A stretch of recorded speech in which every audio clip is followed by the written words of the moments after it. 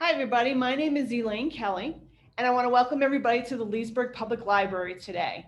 We're going to be talking about Excel milestone timeline charts, and I'll be able to explain to you exactly what those are and how to create them. We are taping this particular class today, so if you have any questions or if you want to relook at the class at a later point in time, it will be loaded up onto our YouTube channel. And everyone will receive a copy of that link to be able to directly click on it to be able to get to that recording. I'm going to go ahead and I'm going to start sharing my screen, and please let me know if anybody does not see it on their screen. And I will talk you through all the transitions that we're going to be doing today.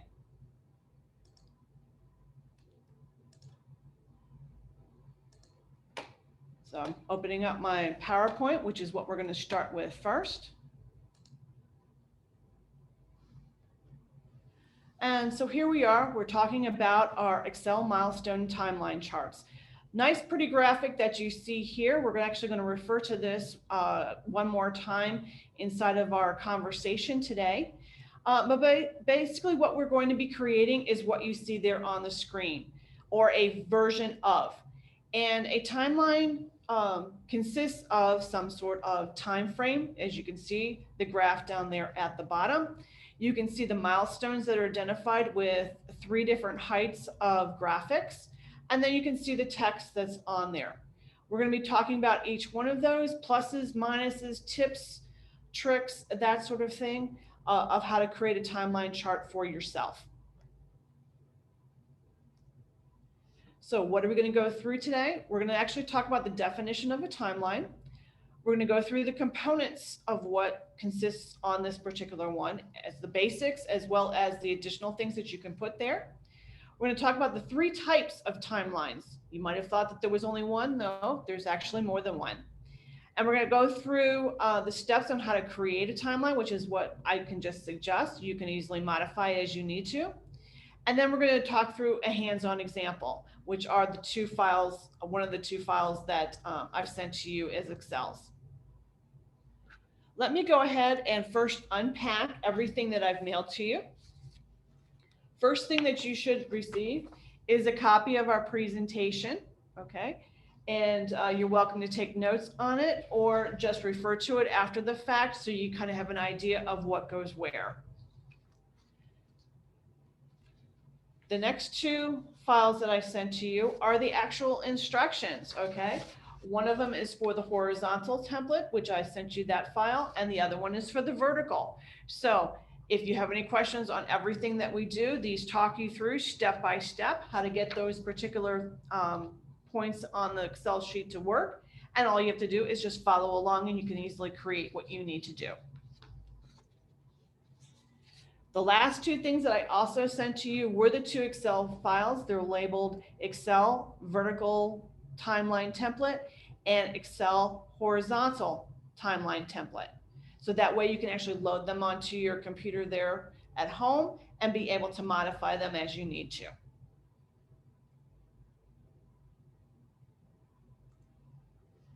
All right, so what is the definition of a timeline? It's a type of chart, okay? It visually shows a series of events in chronological order over a linear time scale. All right, and don't just think that it's simply a timeline with dates. Okay, this could easily be steps.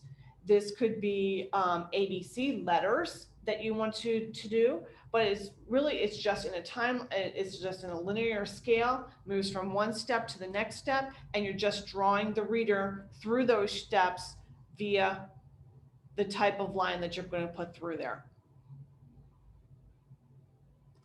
So as an example, what are these components? First thing that you have to have are your start and your end points. Okay, so I just randomly chose 2 dates, January 1st, March 31st. So you can see the beginning and you can see an end. You're going to have some series of points inside of here. You're going to break this timeline up. I chose to do it in months. Makes it fairly simple. just three little areas, but you can easily break it up through years, through months. You can set it up to A, B, C, D. You can do January, February, March. You can see there's a lot of different ways that you can actually arrange your timeline. All right, and at some point, you're going to have to put in what's termed the milestones, all right? These are very specific points that you want to have the reader know about during each time segment, okay? So for instance, in January, we're going to be talking about task 1, which in this particular case consists of the idea, the approval, and the budget process. Task 2, which will occur in February, will consist of, you're producing your product, you're going through quality tests, and you're actually doing some more testing with it. And the last thing area in March, we're talking about sales and marketing. Now, I chose to represent a product development timeframe, but these could easily be customized to yourself if you were going to do a genealogy, if you were going to do an event, if you were going to do a lesson plan.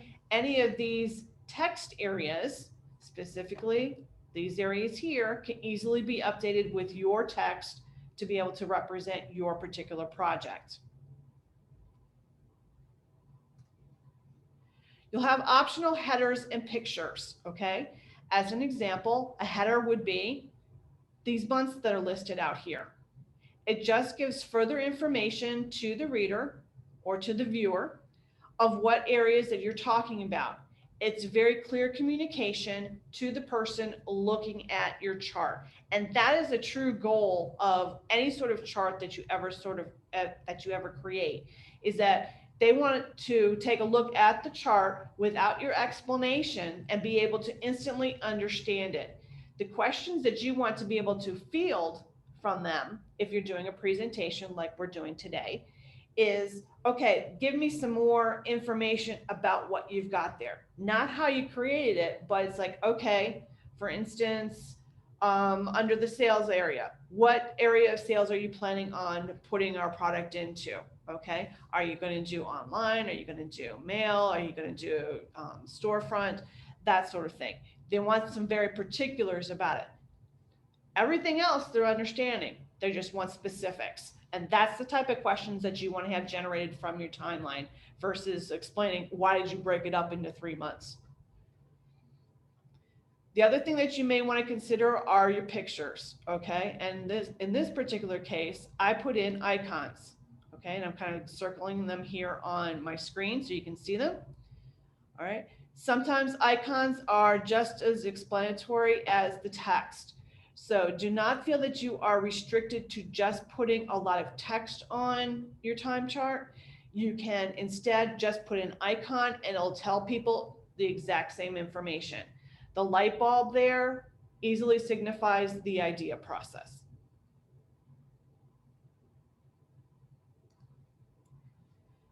All right, there are 3 types of layouts that you can choose from. The 2 that I've sent to you are the vertical and the horizontal, but I also want to make you aware of the fact that there's also what's termed a snake version that's out there. And the reason why it's called that is obviously, as you can see, it goes around in this little sort of a snaky sort of pattern, but essentially a snake kind of classifies all those other types of looks that are not vertical or a horizontal line. Okay, so if you do more of a angled sort of process with your chart, that would still be considered a snake, only because it's not the same vertical or horizontal. For the vertical timeline, and you can see the example there on the right hand side, all right, it's very easy to recognize and to read. Okay, so that would be definitely a plus point that you want to have and consider when you create your timeline, is that it's also very flexible. You can change some various different areas and still make it readable. So for instance, let me show you here, like with the 3 months, you see you have 4 little points inside of here. Down here under the 1 month, you only have 1 little point underneath here. So even though your time segments are still spaced the same, 4 months, 3 months, 2 months, 1 month, exactly, you can still be able to uh, increase or decrease the spacing just a tiny bit to allow yourself with the text. And you can put it on either side of the graph. Vertical alignment also allows you to add longer descriptions.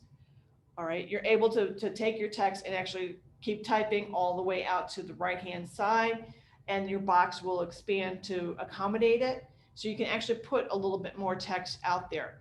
You'll see when we do the horizontal version that you don't have that option. Your boxes have to be set widths, so it allows all your text to be exposed when everybody looks at it.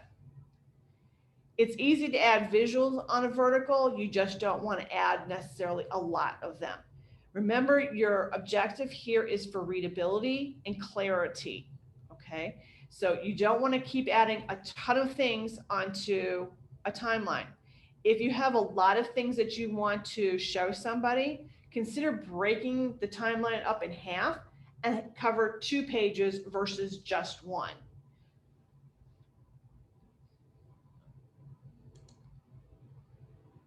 All right.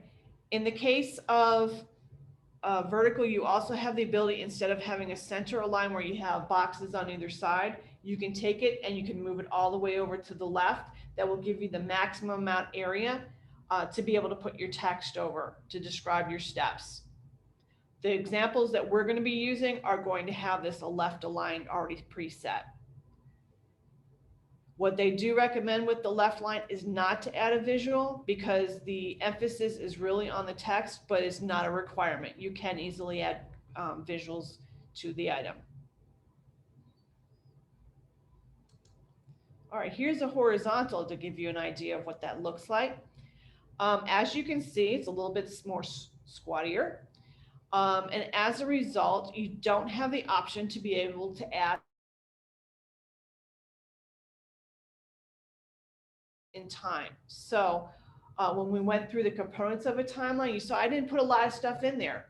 All right, we want to instead just keep it to what we have here. This is very good orientation for presentations. All right, it will blow up appropriately to be able to show visually on a screen, as well as if you were going to be doing something for your boss, something like that, okay? Putting it on a horizontal keeps it very clean, crisp, and they're easily satisfied with what you put in there. It's easy to add the visuals, though they do recommend that you stick with icons versus an actual image, just because of the sheer amount of space that you have available here. It's very limited. As you can see, you can stagger the height of your items as well as with any of the other ones, but it really makes some very clear visuals as to what's happening inside of this particular segment with the icons down here. And then what they left was the opposite side of the graph to be able to cover with their text. But you can see when you start laying your text in side by side, you're really not left with a lot of area. And you don't want to keep going down in size text-wise, the size of your text, because you still want it to be readable.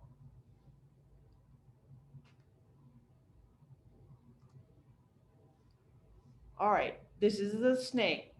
It usually contains a lot of dates or steps, okay? It's very space efficient, meaning that you can put a lot of information on one particular graphic. But as you can tell here, there's not a lot of text. And the focus is really on the icons or the visuals, however you want to term these particular things here. People are looking in this type of timeline, is it just how do I move from step to step, and what are they all containing?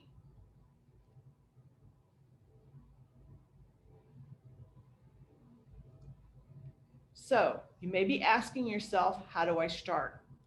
You may also be asking yourself a question that I really don't address inside of my PowerPoint presentation, but I do want to talk about right now. There are 2 ways that you can create a timeline. All right, you can do one in PowerPoint and one in Excel. If you decide to use the PowerPoint version, and they have some very nice graphical ways that you can either get through a template or you can build it from scratch, what you want to consider if you're going to use a PowerPoint template is that it is a one-off, meaning that you're creating it once and you may never return to it again. All right. So for an example, if you're going to be doing a presentation to upper management, your boss, um, uh, to the public, this class, okay, once I've created a timeline look to something, I'm not going to be returning because I'm not going to be working with it beyond this one event, okay? It tells all the information that people need to see, and once they see it, we're done with it and we're on to our next steps. Excel, on the other hand, offers the same flexibility to be able to create it from scratch or to use templates. But the advantage of Excel is that you can continue to work with it after you've presented it. So when I created this particular class, my objective is that yes, it will communicate the information to whomever you're going to be giving it, but it's also going to be something that you can then continue to um, develop, continue to keep yourself on track with a to-do list, that sort of thing. So Excel is very good for project management. It's good for event planning. It's great for genealogy, and that you can continue to keep developing your tasks, add more milestones onto it, and keep yourself on track with everything that you need to do. There are different sorts of templates that are available in Excel. We're just going to use some very basic ones. But if you're looking for something like for Gantt charts, which is very good for project management, I do have some available here at the library and I can easily mail them to you. You just have to give me a call and I'll send you them. Okay. But that's the difference between PowerPoint and Excel. And I really do want to make a point of being able to explain that. Because if you are a person that works on a lot of projects, Excel is really the area that you want to turn to versus the PowerPoint side. So when you want to start to create a timeline, my suggestion is you start with an outline. You're going to have a lot of pieces of the puzzle that have to come together to be able to be shown to an audience. All right. How do they all fit together? You need to have a plan. Start with an outline so you know what you want it to look like, you know what it wants, what you have to have it on the timeline, what it has to contain, and then you can work from there. You then want to determine the amount of information that you want to include. A timeline does not have to include everything, okay? So if you were creating let's say a book, okay, a genealogy book, an event timeline procedure, okay? Any of these things are possible. What you can do in your text area of the timeline is just create see page 3 or see step 4, and then on that page in your book, step 4 will then have a lot of information that's detailed out. So you do not have to be so specific on side of your timeline that it ends up being so cramped with information that you can't read it. Okay, remember, clarity. This is a tip. On the timeline itself, the graph, all right, they recommend that you use 30 words or less. The reason being, clarity. All right, you want to just make sure that you communicate exactly what you want the person to know. And if you use the visuals, icons, pictures, any sort of graphic, keep them very, very simple, okay? You want it to be recognizable by the reader, and in those particular cases, icons work great. If you're doing a genealogy sort of thing, okay, just having an image of a baby could easily work. You next want to choose how would it best suit your purpose, vertical, horizontal, or a snake.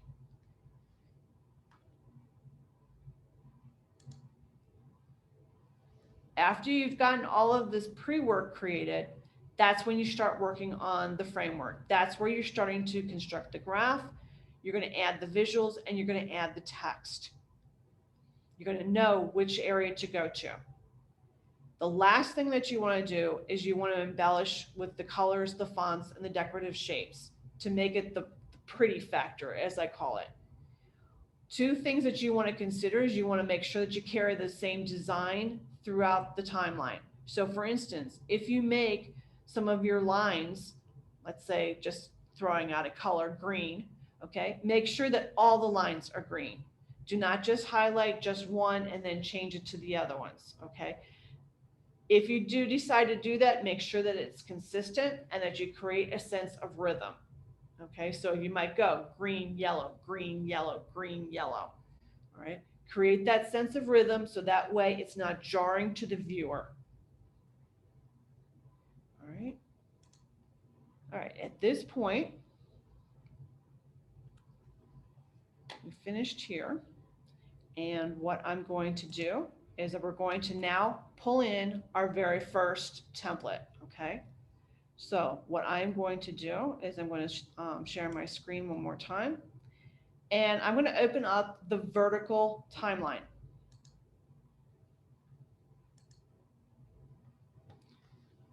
All right, this is one of the files that I've sent to you. It's labeled Excel Vertical Timeline Template.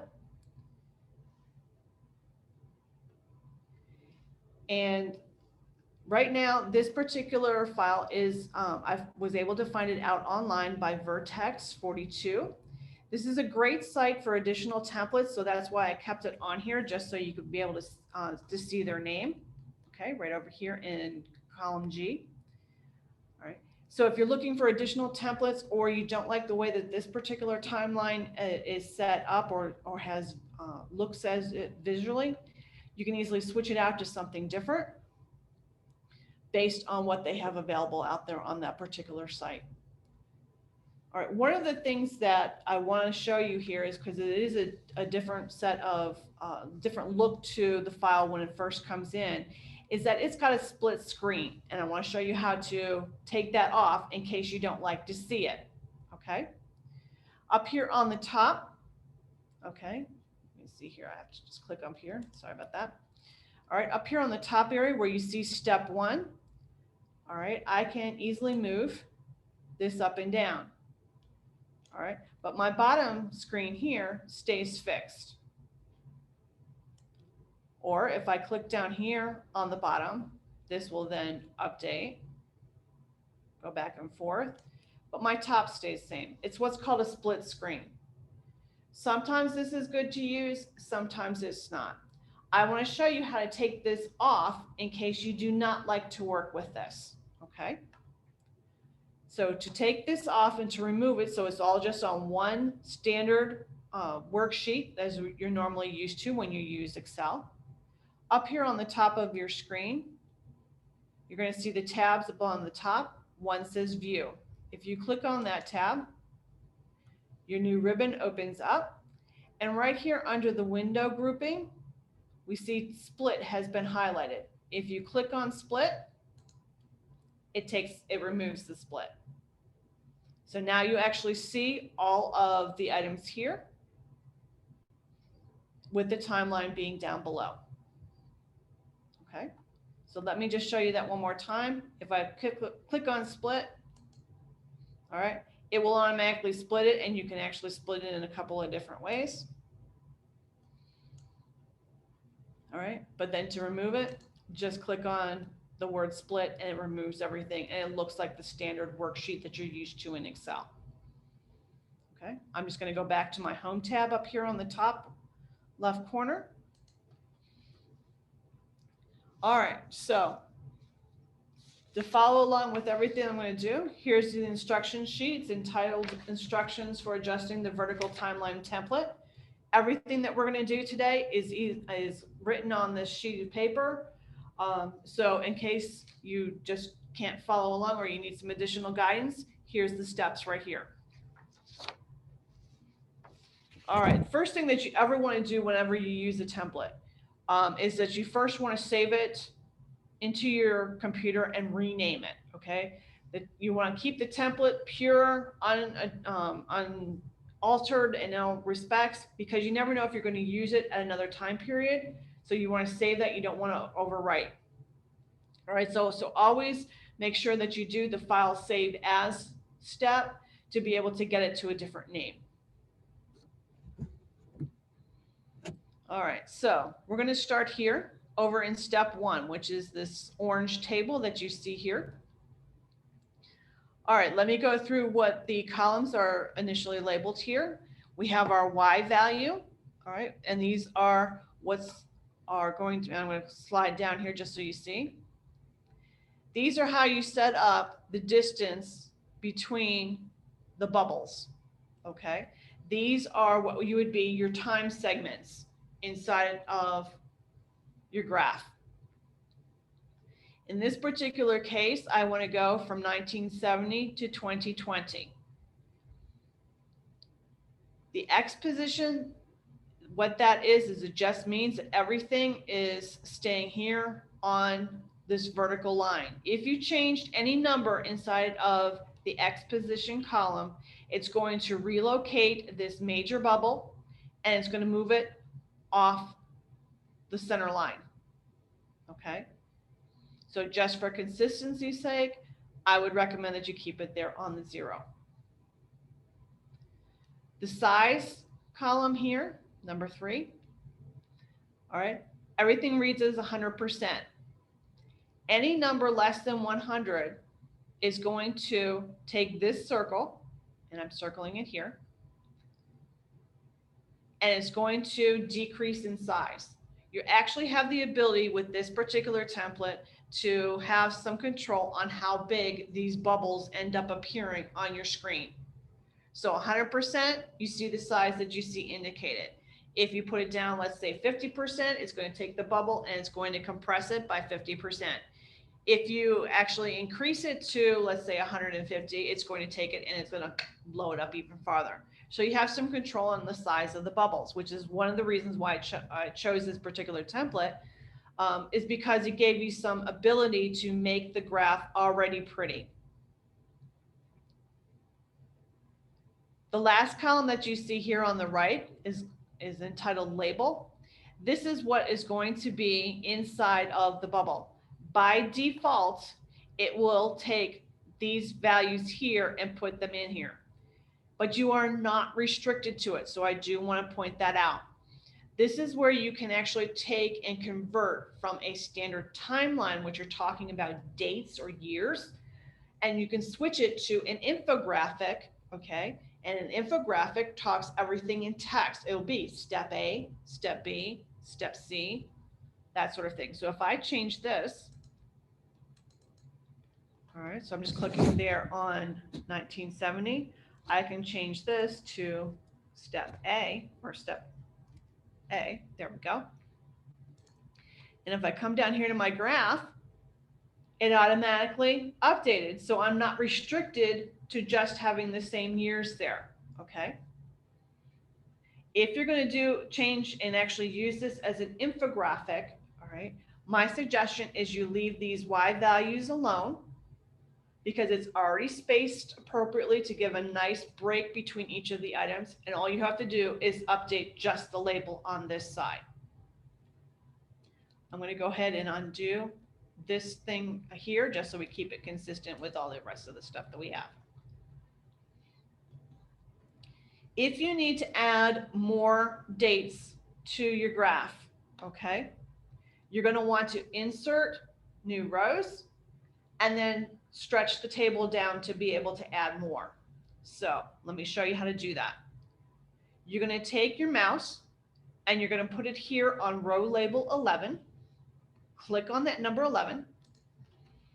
So you get this nice gray line all the way across the screen. Under your Home tab, up here on the top of your screen, on your ribbon, all the way over here to your cells group, if you just hit the word insert, you will automatically get a row inserted above where you had it originally highlighted. To continue to add more rows, you just have to keep hitting the insert button. And that way you can control how many that you want. Once you've added a couple of rows in here, if you take your mouse, and let me see if I can zoom in here so you can see this really good, because this little line that's going to appear is sometimes difficult to see. On this last cell here that's in the original table, down here in the lower right corner, you're going to see what looks like a little bitty highlighted corner, okay? If you grab onto that, meaning that you take your mouse and you put your mouse right on it, you see how the cursor changed from a plus symbol to a filled in one? If you grab with your and hold down with your left mouse button and continue to hold it depressed. Whoops, that's just this one. Hold on for a second. Undo. It's not going to let me do it. There it is. Okay, we switch to my arrows. And I bring this down. It's automatically added the 3 columns, 3 more rows to my table. It's automatically filled out that I want all of my additional circles to be 100%. And it's just waiting for me to put my labels here to figure out what's going to be here. So for instance, I could put, because I'm doing a 10-year space here, all I have to do is type in the next ones.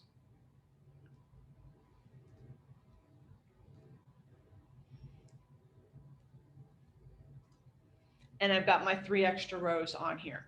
Now, let's go ahead and we'll take a look at the graph so you can see kind of like what's happened to it. But you will notice something's going to appear a little different. All right, so what's happened here? We've compressed this, where before we had vertical lines going through here and separating our bubbles. Now, because we've added additional points to it, it's compressed these down, okay? We will adjust that in a later step, okay? But I do want to show you that to expect your graph to start to change when you start entering information up in the top portions of the template. Okay, so this is step 1. All you're doing is creating your labels inside of the bubbles. Okay. All right, step 2. This is where you can actually define your milestones. And milestones are the specific things that you want people to know about the time segment that you're addressing. Okay. So in this particular case, you can put them in any sort of order. As you can tell, they are not in any sort of chronological order. Like for instance, they started off here with a 1975, they go to a 1980, and then they go down here to a 1970. So you're not restricted. It will automatically put it in order for you to be able to place it out. Okay. So under your step 2, your first column here on the far left is where do you want your milestone line to begin, okay? And the milestone line are these blue lines. They're going to intersect somewhere on this vertical axis in the year that you've identified here. If you were going to be creating a infographic, when I was, remember if you, from before, I took out the label instead of saying 1970, I did step A, okay? And I told you to leave your vertical labels, the minus 1970, minus 1980, that sort of thing, the same, just because it allows you for good spacing, okay? You want to still use those and consider everything that you have here of where you want it to be broken out. Again, this is just a graph, okay? That's all a timeline is a graph. You need to tell it where to start. So that's what this area here is. And you can see that even down here with 2021.59, all right, this is the value for today. All right, your X position here, okay, your second column over, is basically saying how far or how long you want this blue line to be. And you can see based on these numbers that there are a variety of sizes that is possible, okay? Anything up to 100%. You do not want to go above 100% with this particular template, simply because you're going to get to the far reaches of the available space of how they've got the chart sized, okay? So keep it to 100% or less. One of the tips that I do offer to you is that for kind of like readability, you may only want to consider using 2 or 3 line lengths, not the variety that they're showing you here. Because remember, I told you, you want to keep the same sort of pattern or rhythm throughout your time chart. This is where you can possibly work with that. You can start off with a certain length here, so you can see your text is going to be visible, and then you have a slightly longer one with your text over here. Your next one down here should be, as a suggestion, the same length as the 2 above. So that way people will then be able to very easily read and work their way down your timeline with no issue. So these are your lengths, and you can easily adjust them just by clicking on there. Right now this says 70%. Let's do an 80. And you saw, because it was 1975, which is this one right here, right between 1970 and 1980, it increased out here to 80%.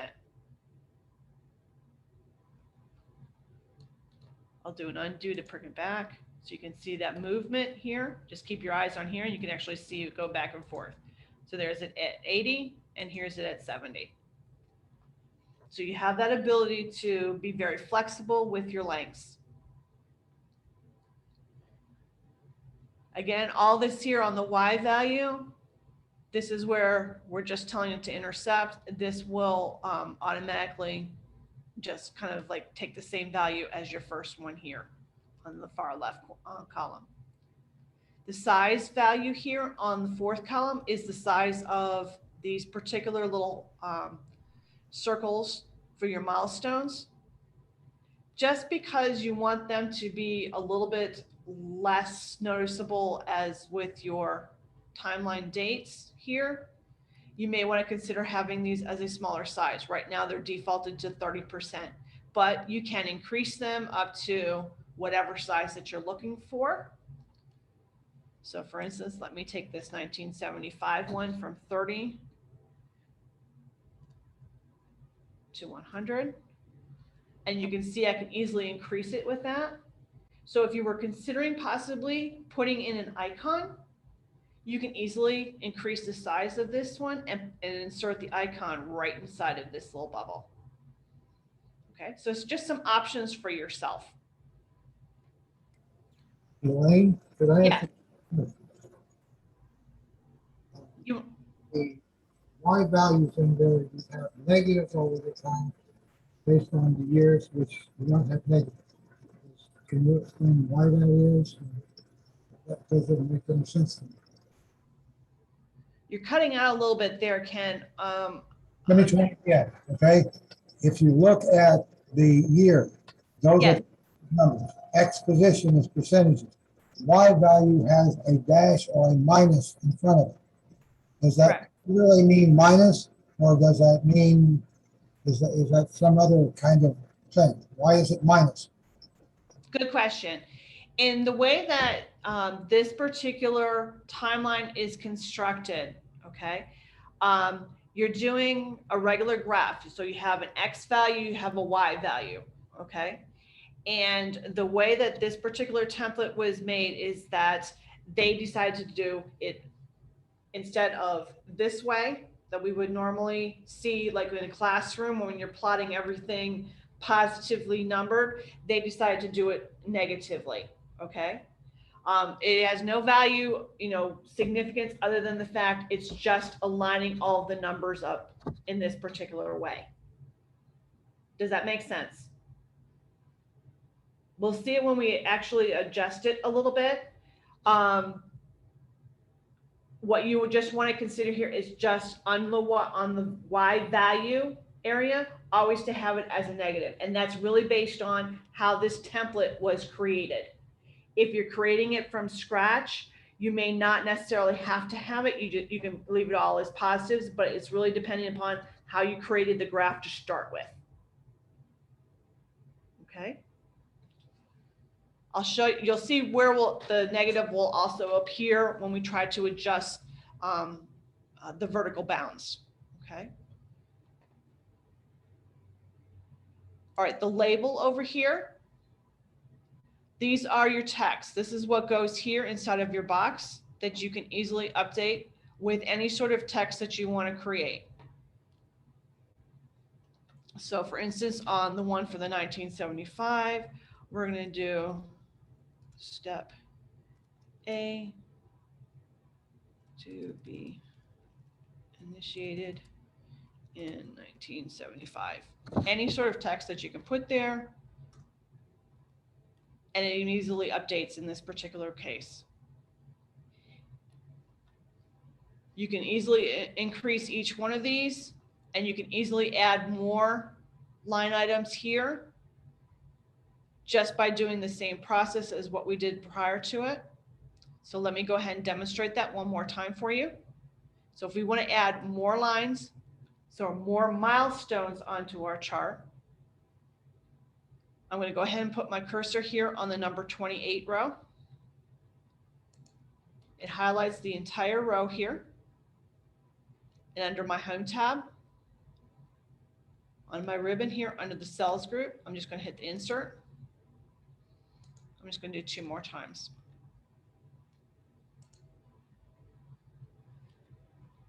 I'm going to zoom in just so you see me switch my cursor.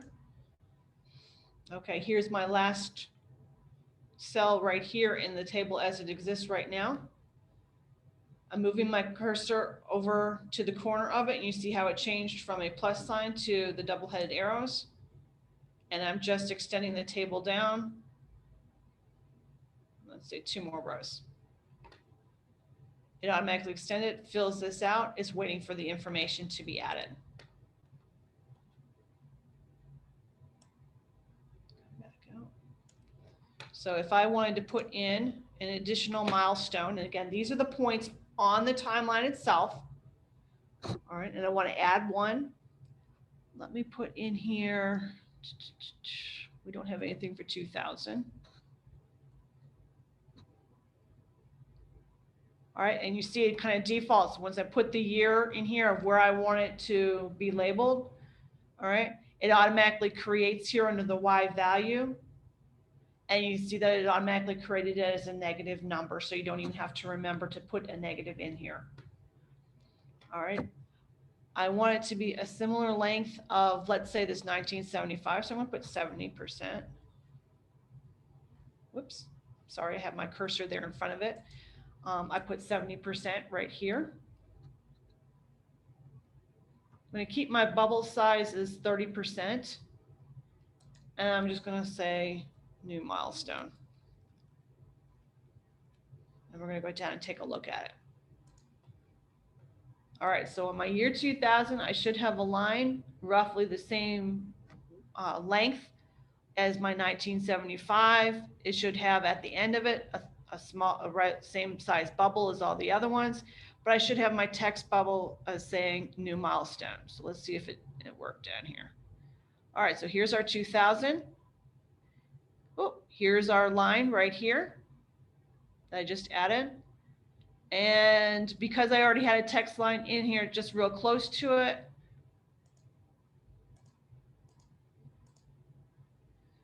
I'm going to relocate this one just so we can kind of see it.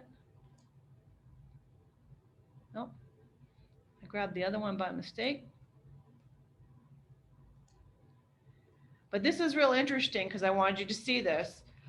When I added it, here's our new milestone. When I moved the text box out of the way, and all I did was I just clicked on it and you see everything got like all little squares around it. I clicked on it one more time, and it's only going to adjust the one text box where I added our new line, and I dragged it up a little bit. Well, it created this little line to show that this is the bubble that it went to.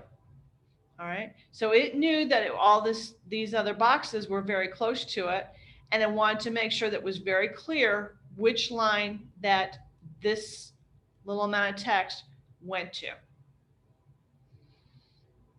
Okay, so if I click on this one now, all right, you see it's just the square around just this one I want to make an adjustment to. I'm moving my cursor, and the cursor right now looks like a big letter I. If I want to change the content, I could do it right inside of here, the text, but I don't. I just want to move it. So if I move my cursor down just a little bit, I change it to the four-sided arrow. Click with my left mouse button and continue to hold depressed. Relocate the box as a whole.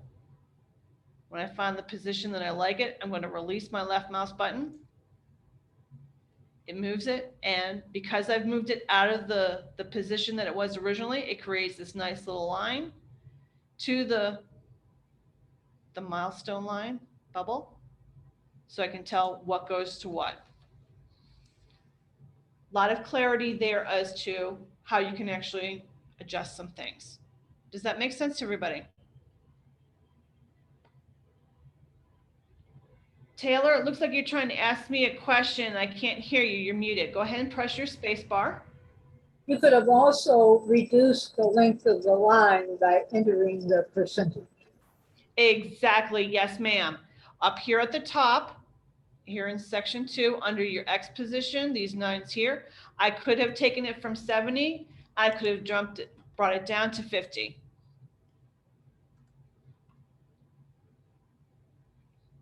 Okay, here's my 50 right here. Again, you kind of see that the box may still be in its way a little bit. And you can move it that way. Okay. But yes, you can easily adjust. So you have a lot of flexibility with this, which is, again, one of the reasons why I chose this particular template. So it gives you that flexibility that you're looking for. Templates are great starting points, okay? They have already all of the arrangement worked out. All you're doing is adding in your customization. You're taking it from that point and you're jumping off from there. Okay, so we've talked about this top part here, which is all about your vertical line. We've talked about the second part here, which is all about your milestone events. All right, so let's now talk about customizing the chart itself to add some of the other little things that we may be wanting to do here. Okay, so for instance, I told you right now that these events look a little bit put together here. We want to try to create a little bit more distance between them, possibly. All right, so to get to how we adjust this, we have to find our vertical line, and we're going to take our mouse and we're going to click on it with our left mouse button. If you click it once, what you're going to see are the squares coming around, okay? And you're going to see around the chart itself. If you click it twice, instead of just once, okay, I don't want to move it. I want to just click on it. There we go. Over here on the right-hand side, and I'm going to relocate my images of everybody so I can still see what I'm doing here. All right, we have our format access buttons revealed to us. This is where we would be able to adjust the bounds of our graph itself. Right now, our chart is set for 1965 to 2065. All right, so 1965 is 5 years prior to this. Okay, if we want to have a little bit more of a vertical line coming up off the top, we need to increase this by another 5. You actually want to have, if you're going to do it as a timeline and you're going to have time, as a suggestion, keep 10 years prior to the lowest number. So in this particular case, for 1970, you're going to want to put 1960. So if I update this, and I put 1960, as soon as I did that, and I just clicked anywhere here, over onto the outside area to get off of the chart formatting, so you can see what happened. I actually now have this vertical line that comes up to the top here. Okay, so I've replaced it. So as a suggestion with this particular template, increase this number so you always have 10 less than what your lowest number is here.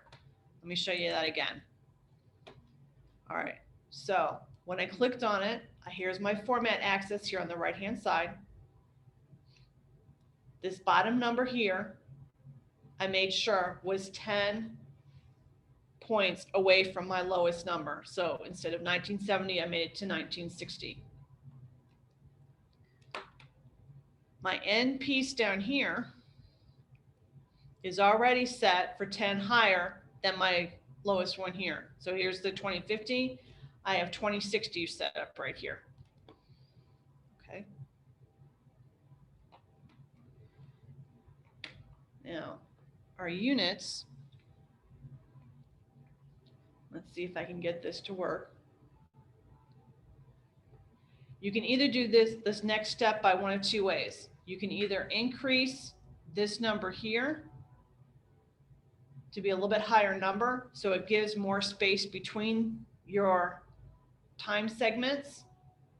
So for instance, I could switch this from 260 to, I'm just going to throw out a number here, let's say 290. If I hit enter, you'll see it comes down. This just extends this. But then my major, let's see if this will work.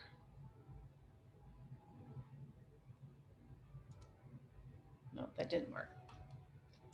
Okay. So what this ends up doing, because I have such a large span right here from 1960 to 2090, this is automatically going to space these things out. All right. To be able to get the spacing in between, you're going to have to decrease your bounds to be closer to your time segment. So in this particular case, let's see if I can get back to 2050.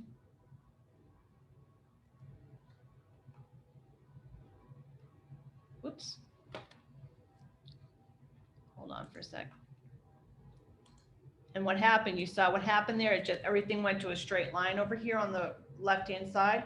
It's because I took out that negative.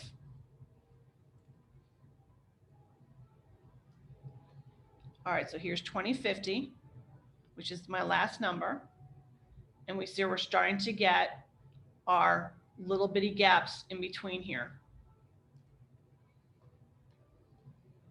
Okay. Oops. Clicked off of it, which is what happened. There it is. All right. But what happened here with my last bubble is because since this is the last area, and what's happening is I'm hitting my touchpad here on my screen. I'm sorry about that. Because this is my last bubble, all right, it's going to take half that bubble to present. So for instance, let me come back up here. I'll show you what's happening. In my step one, I told my system that I wanted to have a 2050 time segment identified. But because I changed my bound on my vertical line to 2050 here in the minimum value right here. All right. At 2050, it's going to take that point of stopping right there on our timeline. So as a result, I can only show half my bubble as a result of it. The only way I can show the full bubble is I have to increase this from 2050 over here on my bounds to 2060. Does that make sense to everybody? This is also why I told you that you need to consider how much information you want to present on your timeline on the page that you're going to be presenting to people. If you have so many time segments or so many milestones, it starts to become unreadable. All right. You may want to consider breaking it up in half and putting half on one page, half on another. And this is really the reason why, is because when you start to get all these time segments in, it becomes a little crowded. Now, can we decrease the size of these bubbles? Certainly. That's one of our means of being able to control here. Up here in step 1, we could easily take these down from 100% to, let's say, 75.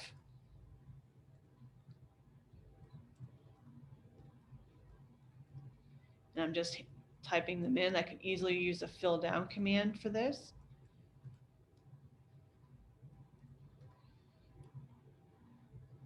And so what's happening, here's my bubbles, and they're actually a lot smaller now. I can see the gap in between them. And so I can see distinctly where my milestones are going to intersect with those. So you have some options inside of that to be able to do. All right, next thing I want to show you is, say that you want to, here's your text box here. And I just want to click on this one. So what I did is, let me show you that again. I'm going to take my mouse, I'm going to put it right here on this text here. And I'm going to click it once. You see all the boxes identified, but I only want to do something with this one. So I'm going to click it one more time. So this is the only one that I'm going to be adjusting. Right now, this box is set for this particular size. If I want to increase it, all I do is move my mouse from the center of the box over to one of the little bubbles over on the side, click with my left hand, my left mouse button, and then drag it. And it creates a different size box. If I put it here to the bottom, I can bring it up, and you can see that it starts to compress it inside of here. I'll keep sizing it until I see my whole statement appear. I want to show you what it was looking like. Hold on for just a second. I'm going to relocate this one more time. So I'm going to actually zoom in so you can see what I was doing there. All right, so here's my box that we're adjusting. I'm going to take this, I'm going to bring it back to where we were. I'm going to bring it up just a little bit. So you can just see these 3 little dots.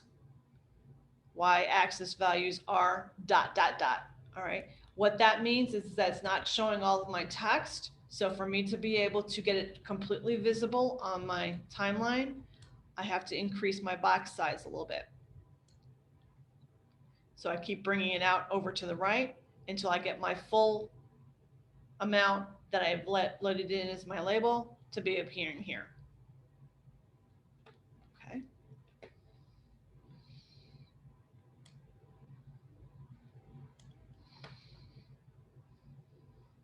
All right. So right now these colors are defaulted to orange and blue. If we wanted to change the looks of our lines or bubbles, if I click on it, pardon me as I move the image of you guys out of the way. Let's see here. I think it's lines and fill. All right, over here on our format, our access, where we were originally was over here on under the last one here, which is the graph access options. If I come over to the far left one, fill in line,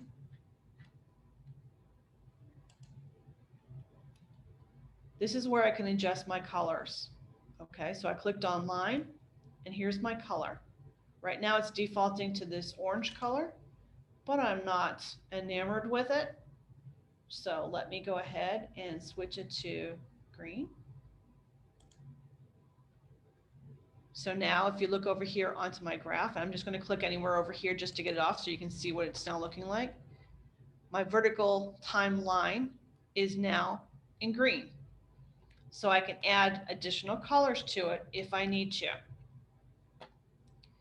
If I want to click on my bubbles, okay, so now you see the little dots all the way around each of the bubbles. Okay. I'm going to come over here to my fill and line option. All right, so again, here's my border. The border is the outside line. It's defaulting to the orange. But if I wanted to make it the same color green, I could. And you see it now changed to the green. If I want to change the color that's inside of the bubble, that's under the fill. Let's see here. Should be here. All right, that looks like it's the other one, but let's see what happens. If I click it to purple. All right. So when I clicked that change, I changed the interior to a different color. It was the orange color. Now it's like this light blue. So you have some options to be able to put and change these colors here, all underneath the fill and line option. Here's your fill line options here.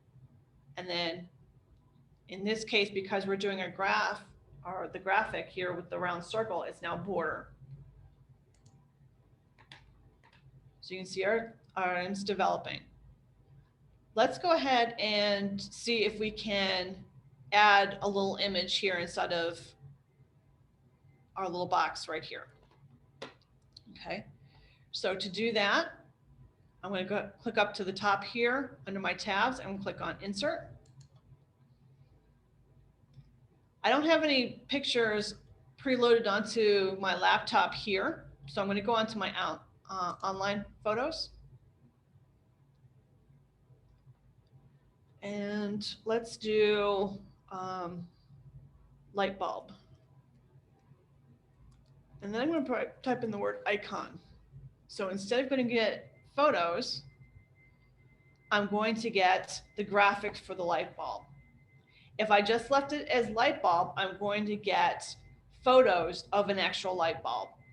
This one, I want to have something very recognizable for everybody to see. So that's why I chose the icon version of it. So looking at this one, which one do I kind of like? We'll keep it simple. We'll go ahead and we'll just keep this just plain yellow one. So if I click on it, highlights it with a nice green square. Down here at the bottom of the pop-up window, I see the word insert. It's going to think for a second and then it's going to display. All right. When this happens, I want you to see that you now have two new tabs appear up on the top of your screen.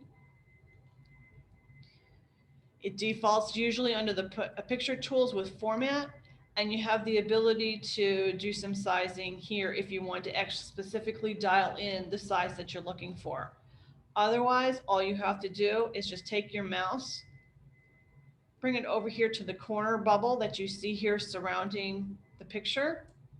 Click with your left mouse button and hold it depressed, and then size it down.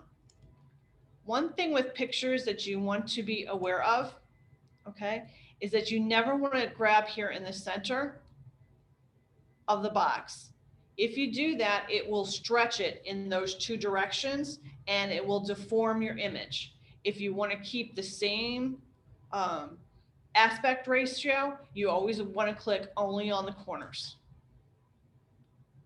So what I'm doing is I'm just sizing it down. I'm going to take this bottom one off here.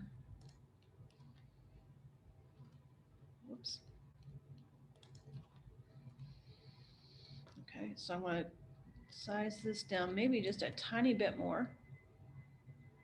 And you're going to see what I'm going to do with it. I'm going to take my image here and put it right inside my bubble. So yes, it's a little bit dark. I probably should have chosen one with a little bit more black to it to outline it, but it's inside the bubble at this point. So at this area, you know, that's how I can add photos. If you actually want to put in a true photo, like if you're doing genealogy, all right, let's do an example of that. I'm going to go up here to my insert button again, go to my online photos, and I'm just going to do baby. Now, because I didn't type the word icon in, I'm going to get photographs. So I'm just going to choose this little girl. Again, I'm just clicking on it, so I get this green outline here, and then I'm going to hit the word insert. For a second, here she is, gorgeous little picture.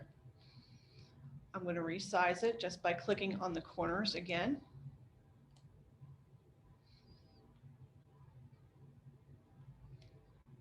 So if you were doing something with genealogy, you can put a photo in. And that could take the place of one of these bubbles of text. So if I want to take this, if I didn't want this one, I could actually just click on it and hit the delete button, or I could go up to the top here and I could erase this, whichever way. So I can either delete by highlighting the box and then just hitting the delete button so it's gone. And then I could move this photo over just to signify, hey, birth. Or I could have instead gone up here and just replaced the text here and just blanked it out. So like, for instance, I could just say delete, and that would have done the same thing, whichever way that you would like to do it. But this is how you would add a photo into your timeline. But I do want to point out, you see how just by adding the one photo, okay, and we had to get rid of some of the text there, obviously, but you see how it's potentially can get a lot of information in a very small amount of space. So be very critical as to your length of lines, where you want to put a picture, where you want to put the text. You may only want to put one or two pictures on and leave the rest as text. Last thing I want to show you is how to bring it over into another document. When you add graphics to your chart, these are considered separate items than what the actual chart is itself. So you don't just want to highlight the chart. So just by clicking anywhere on the chart, you get this box around it.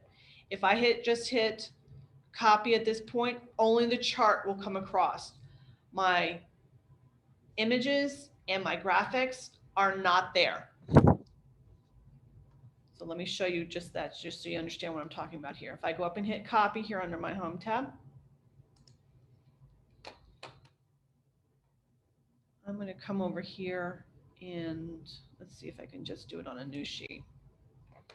That way I don't have to go between some different options here for you. If I hit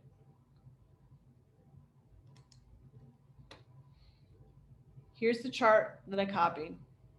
All right. It is exactly what it is.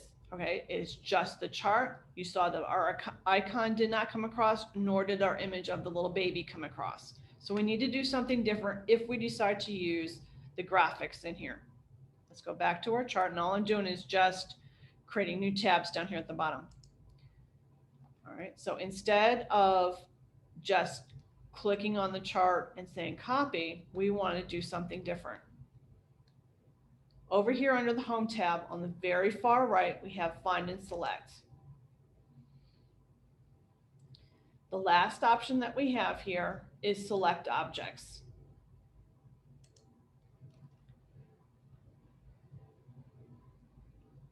What What we want to do then is bring it over here to our far left corner, click and hold with your left mouse button, and then drag it down your screen. When you release your left mouse button, you'll see that again, the chart is highlighted with our little bubbles. But now we also see our graphics has now got the little bubbles around it, as well as our photo. It's chosen everything that's inside of our area there. So now when I hit copy, and then what I'm going to do is come down here to the bottom and open up a new tab. So down here on the bottom where you see this plus symbol with the circle, kind of circling it here with my mouse right now so you can see it. If I click here, a new worksheet is opened. I come up here to paste, and I'm pasting this in as a picture, so I can't edit it. When I do this, now you see that my icon came across as well as my image. So now I've got everything over here so I can use this for a presentation. You can also do this same process by putting it into a Word document. So let me go ahead, I'm going to stop my share, and then I'm going to open up my Word document so you can see me go put it on over there. I'm going to stop my share. And I'm going to my Word document. So here would be a Word document. So if you're going to create a report for somebody, that sort of thing, it's all right here. Here's my paste special, and it automatically fills in on my page. And you can start your typing over onto the side. So there's a lot of options with the timeline. I'm hoping that I gave you a lot of ways to be able to customize it. The horizontal timeline is the exact same way. It's just that the chart is set up a little bit differently. It's obviously horizontal, but I made sure that in my instructions that I changed the headings of the column labels, so that way you know what one goes to what, and it's the exact same process of how you would update it. Okay, so at this point, I am going to open it up for questions, answers, whatever I can do for you. Anybody have any questions at this point? And if you do, go ahead and just unmute yourself just by pressing down the space bar. If not, then what I'm going to do is I'm going to stop our recording. You have everything that you have sent to you. If you have any questions, you are not alone. Just give me a call here at the library and I'll be glad to help you. But you will be getting a recording of the class out on our YouTube channel, so you can be able to watch it again. Thanks, Elaine. That was really excellent. Not a problem. It really depends upon the project that you're doing as to how best to update it to reflect your needs. I'm going to go ahead and